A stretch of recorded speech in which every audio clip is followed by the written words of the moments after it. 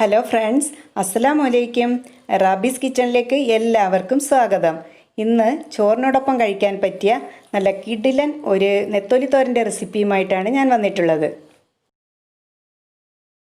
അതിനായി വെട്ടിക്കഴുകി വൃത്തിയാക്കി വെച്ച നെത്തോലി മുള്ളെല്ലാം കളഞ്ഞ് ഞാൻ എടുത്തു വെച്ചിട്ടുണ്ട്.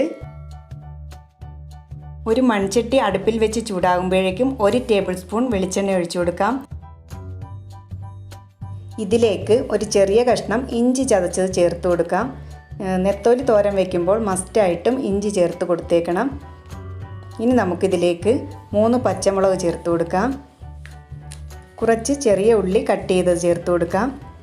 ഇനി അല്പം ഉപ്പും കൂടി ചേർത്ത് കുറച്ച് കറിവേപ്പിലയും ഇട്ട് ഇത് ജസ്റ്റ് ഒന്ന് വഴറ്റിയെടുക്കാം.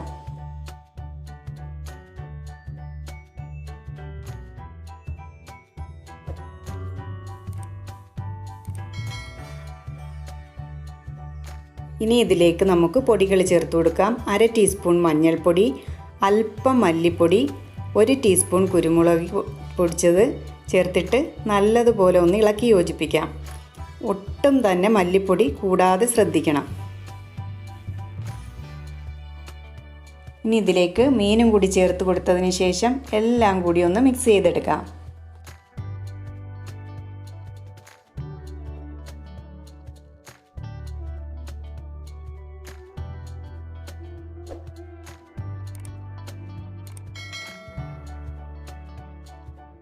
ഇതിലേക്ക് 1/2 കപ്പ് വെള്ളം കൂടി ചേർത്തിട്ട് അടച്ച് വെച്ച് നമുക്കിതൊന്ന് വേവിച്ചെടുക്കാം. ഈ സമയം കൊണ്ട് ഇതിന് വേണ്ടിയിട്ടുള്ള അരപ്പ് തയ്യാറാക്കാം. ഒരു ജാറിലേക്ക് 1 കപ്പ് തേങ്ങ ഇട്ട് കൊടുക്കുന്നുണ്ട്.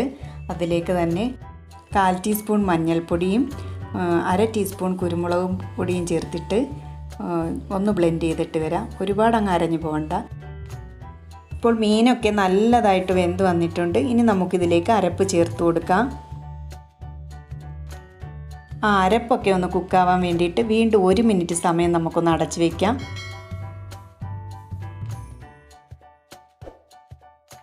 അവസാനമായി കുറച്ച് കറിവേപ്പില കൂടിയിട്ടിട്ട് ഇത് നല്ലതുപോലെ ഒന്ന് ചിക്കിയെടുക്കാം.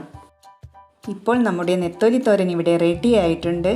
ഇതും കൂട്ടി ചോറ് കഴിച്ചാൽ നമ്മുടെ വയറ് നിറയുന്നത് അറിയുകയില്ല. എല്ലാവരും ഒന്ന് ട്രൈ ചെയ്ത് നോക്കണേ. എൻ്റെ ചാനൽ ലൈക്ക് ചെയ്യാനും ഷെയർ ചെയ്യാനും സബ്സ്ക്രൈബ് ചെയ്യാനും മറക്കരുതേ. ഇൻഷാ അല്ലാഹ് നമുക്ക് മറ്റൊരു വീഡിയോയുമായി വീണ്ടും കാണാം.